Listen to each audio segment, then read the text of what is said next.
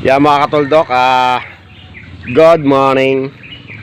Yan, yung bitaw natin ng ng LRT, nakabalik yung kay paring Obet. Yan. Tapos yung mga young bird natin, yan. Yung bagong young bird tayo galing sa tropa, walang sing-sing, no. Ayan. Okay. Ang lakas mamarako ni EA. Talagang barako yan eh. Uy. Parang matamlay ka, may sakit ka ba? Matamlay itong aking anak ni Kidlat, oh. Ba't kaya? May sakit ka ba? Yun, wala naman sakit. Yun si Sulo, si Longhair, si EA. Ito, hahanapan pa natin ang pangalan. Dito, solo muna si Lexe, si Ingo at saka si Tom. Ito nga pala, galing sa tropa natin, yung dulong yan. Pre, anong kulay ito? Itong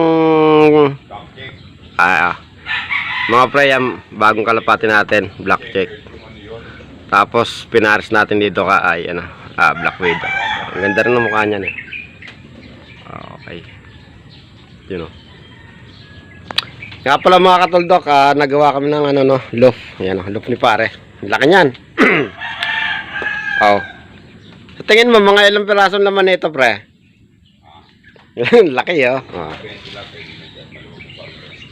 Mga 100, no? Yung mga pre, kung napansin nyo, doon laki, no? O, yan, oh. Oh. Simple lang yan, pero malaki yan. Pwede mo nga isama rito yun, yung kalapati tsaka 45 days, eh. Yan, mga katuldok, si silver ni pare na si 1.5, kinarga natin kagabi sa CSWRPC kasama si si Kidlat. Kaya mag-aabang na tayo ngayon mga katuldok. Alas 7 pinakawalan. Ang oras natin ngayon alas 7:22. Kaya mag-aabang na tayo mga katuldok. Bali dalawang kalapate ang sinakay natin. Yo, nandito na po tayo sa release area sa Santo Tomas, Batangas. At ito po ang napili nating release point. At ayan, yung mga kasabay pa tayo. Mga naunang mag-release. Hindi natin sila papangalanan, no? Time check 6:57, 3 minutes before 7 AM. Konting antay na lang po mga kalapatids.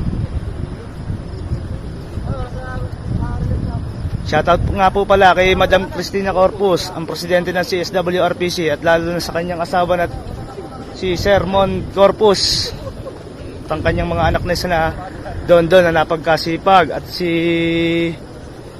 Marvin Agustin aka Juan Rafael Canasa.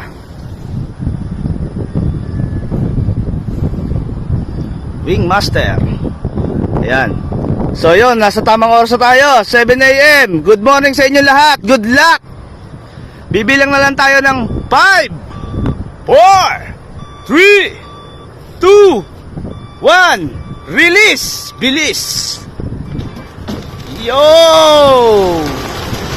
Ayos.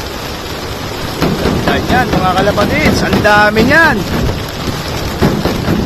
Ang dami niyan mga kalapatids, ha.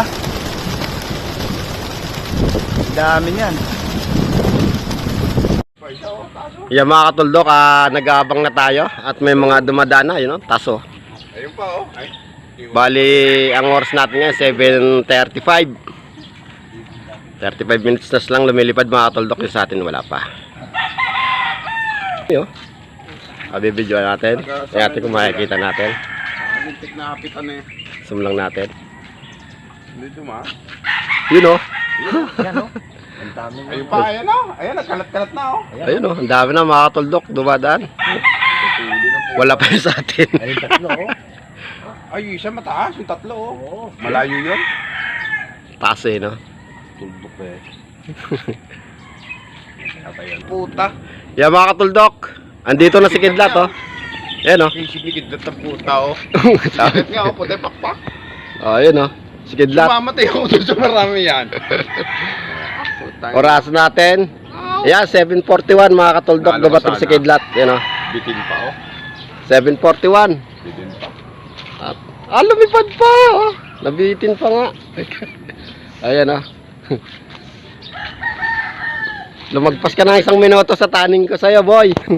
Lumpas ko, sumama sa karamihan, no? Tiyo ko siya yung sumama doon. Yan mga katoldok, dumating Kasama na kasi ang ano, minsan pag yung ano. 7:41. Hindi iningal eh, oh.